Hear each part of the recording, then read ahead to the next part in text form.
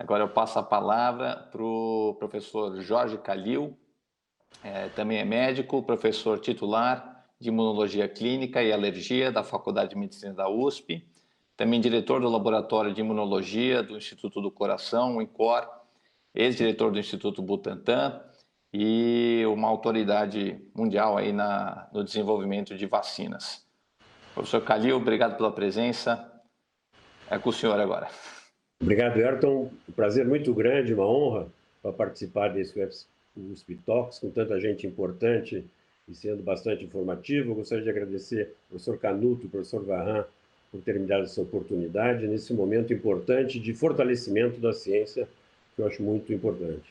Então, a pergunta que as pessoas fazem sempre é até quando nós vamos ter esse problema? E aí a gente diz, bom, esse vírus veio para ficar. E a Covid-19 é uma doença que vai ficar rolando por aí até que as pessoas já tenham tido contato e não transmitam mais, ou que a gente consiga fazer uma vacina para parar com essa transmissão de indivíduo para indivíduo. Para que a gente chegue aí, 70%, 80% da população vai ter que ter contato com o vírus, né? E o que a gente está vendo é que, apesar da doença estar se propagando muito fortemente, as pessoas que ficam aí, o Esper mostrou para nós aí as estatísticas, é uma pequena parte ainda da população que está doente, mesmo os casos não confirmados. Então, nós precisamos de uma vacina para parar. A não ser que a gente tenha um tratamento que seja bom e barato, que a gente possa sair na rua e se arriscar a pegar a doença porque vai ser tratada, o ideal é que a gente seja vacinado e que não tenha doença, e por isso que nós estamos aí presos em casa, porque é a única forma que nós temos atualmente de mitigar esse problema quando está nessa fase exponencial de transmissão da doença, como o professor Esper muito bem mostrou, né?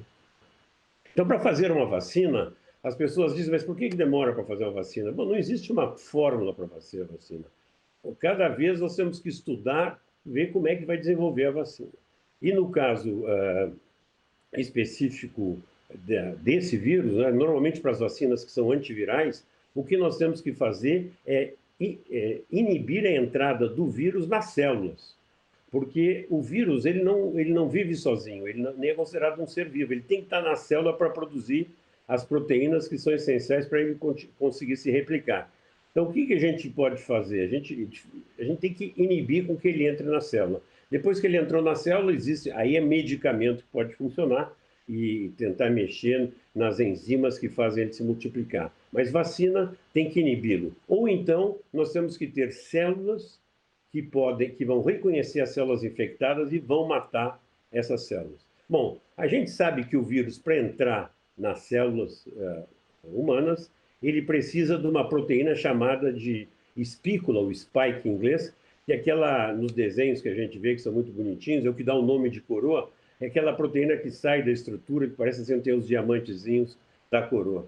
Mas para que a gente possa atacar aquilo ali, a proteína do spike, é que está o problema aqui. Como é que nós vamos induzir anticorpos que sejam eficientes, impedindo que a proteína da espícula grude no ECA2, que é o receptor nas células humanas, que é uma enzima que é conversora da angiotensina.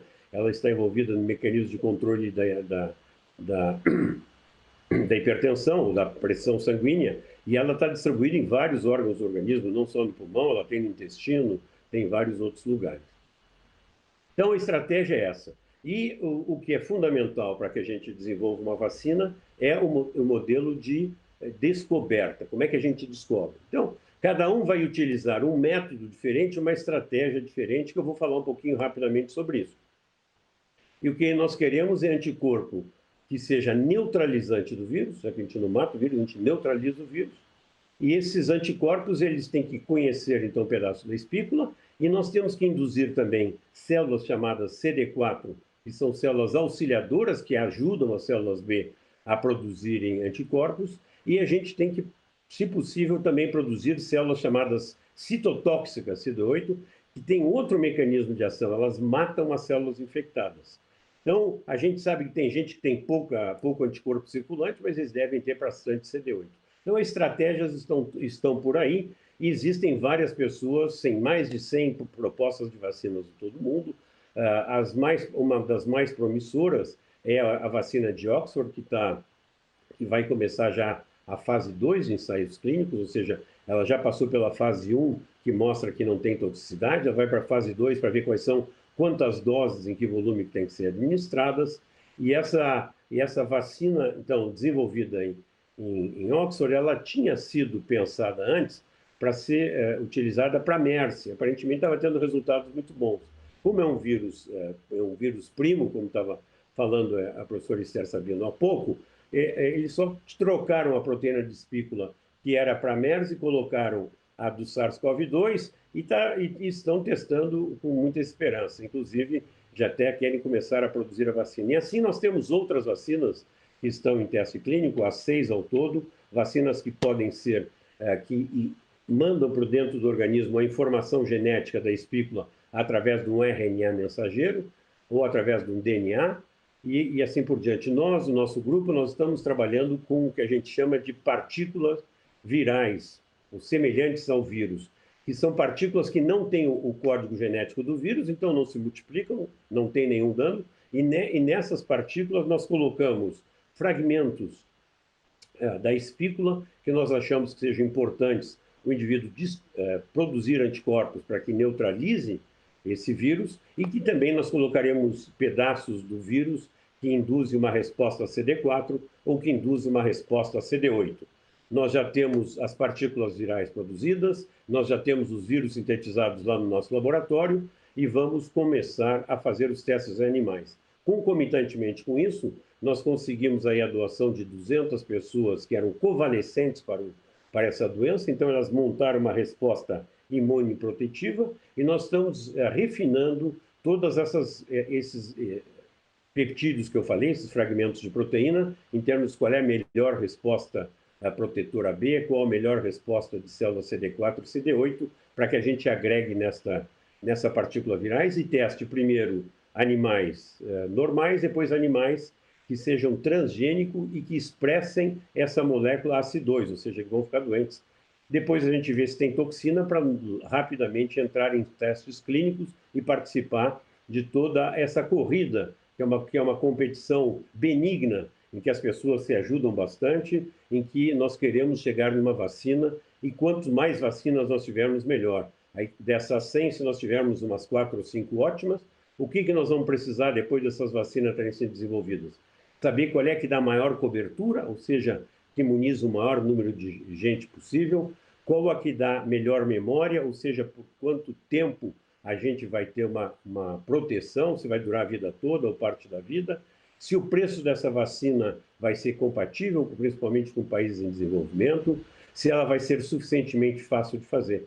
Mesmo que nós tenhamos uma vacina até o fim desse ano, vai ser muito difícil a gente fazer 7 bilhões de doses para ir para todo mundo, porque não precisa, as fábricas precisam todos os equipamentos, precisam liofilizadores, precisam frasquinhos com os stoppers, que são as rolhas específicas para fazer liofilização. É uma loucura, tem uma série de coisas que tem que ser feita, e a gente espera que sejam feitas. Agora, em todo caso, seria muito importante nós termos uma vacina feita aqui no Brasil, como a que a gente está propondo, porque ela, primeiro, daria preferência para a população brasileira. Segundo, nós não estaremos comprando tecnologia, nós estaremos até exportando tecnologia. E se houver mutações que a doutora Esther identifica e que são no local em que o vírus contacta com a célula e que vai formar, então, portanto, um novo sorotipo de defesa, nós poderíamos rapidamente adaptar a vacina às necessidades brasileiras. Bom, de uma forma geral, era isso que eu queria trazer rapidamente, fazendo um panorama geral de como é que está o mundo e como é que nós estamos aqui. Nós acreditamos realmente que nós vamos ter essa vacina e estamos trabalhando para isso. Obrigado, Eva.